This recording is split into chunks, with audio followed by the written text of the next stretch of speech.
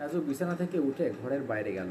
পানির বোতল থেকে এক গ্লাস পানি ঢেলে এক ঢোকে পুরো পানিটা খেয়ে ফেলল। তারপর আবার তার বিছানায় বসে। আবার যেদিন বয়াম থেকে কবচটি বের করে তার হাতের মুঠোয় নিয়ে চোখ খুলে তাকালো। ধীরে ধীরে ছায়ামূর্তির সংখ্যা বাড়তে শুরু করে। সেগুলো আবার ছাপাস্বর তাদের কথা বলতে থাকে।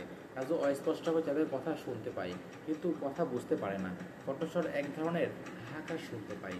হঠাৎ করে চারপাশের ছায়ামূর্তির মাঝে এক ধরনের অস্থিরতা লক্ষ্য করে। সেগুলো এদিক সেদিক তাকায়। তাদের ভেতরে সুস্পষ্ট আতঙ্ক। কি জন্য?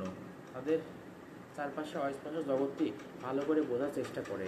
রাজু একটু অবাক হয়ে দেখল, ছায়ামূর্তিগুলো হঠাৎ করে সরে যাচ্ছে। তার চারপাশে একেবারে ফাঁকা হয়ে যায় কোনো একটা কারণে। ছায়ামূর্তিগুলো ভয় পেয়েছে। রাজু একটু পরেই কারণটা বুঝতে পারল। ভয়ঙ্কর দর্শন একটা ছায়ামূর্তি এগিয়ে আসছে।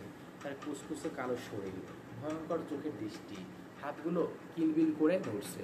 শরীর থেকে ধোঁয়া বের হচ্ছে, সেই ধোঁয়ার বিচিত্র গন্ধ। প্রাণীটি মুখ দিয়ে অব্যক্ত শব্দ করছে, হিংস্র প্রাণীর মতো গর্জন। রাজুর সামনে প্রাণীটি দাঁড়িয়ে তার দিকে ঝাঁপিয়ে পড়ে। রাজু আত্মচিৎকার করে হাত থেকে কবচটি ফেলে দেয়। সাথে সাথে সে ভয়ঙ্কর প্রাণীটি অদৃশ্য হয়ে যায়। চারিদিকে আবার আগের মতো স্পষ্ট হয়ে যায়। রাজু কুলকুল করে ঘামছে, বুকের ভেতর ধকধক করে শব্দ করছে। সে অনেকক্ষণ চুপচাপ বসে রইল। আবার কবচটি ধরবে কিনা বুঝতে পারছে না। কবচটি হাতে মুঠি করে ধরলে নিশ্চিতভাবে সে একটা অশরীরী জগৎ দেখতে পাচ্ছে, কিন্তু সেই জগতের সাথে সে যোগাযোগ করতে পারবে কিনা বুঝতে পারছে না। একজন মিলিয়ার সাথে যোগাযোগ করতে চাইছিল, কিন্তু এই বিশাল জগতে সে কি মিলিয়াকে খুঁজে পাবে? রাজু অনেক কষ্ট করে সাহস সঞ্চয় করলো। তারপর আবার কবচটি মুঠিতে ধরল। আবার তার চারপাশে একটা অশরীরী জগৎ দেখতে পাই। দূর থেকে ছায়ার মতো কিছু একটা ভেসে আসে। তারপর তাকে ঘিরে থাকে কিছু একটা বলার চেষ্টা করে, যাদের কথা সে বুঝতে পারে না। এই ছায়ামূর্তিগুলোর ভিতরে এক ধরনের হাহাকার মতো হতাশা আছে, সেটি সে অনুভব করতে পারে, কিন্তু তাদের সাথে কথা বলতে পারছে না।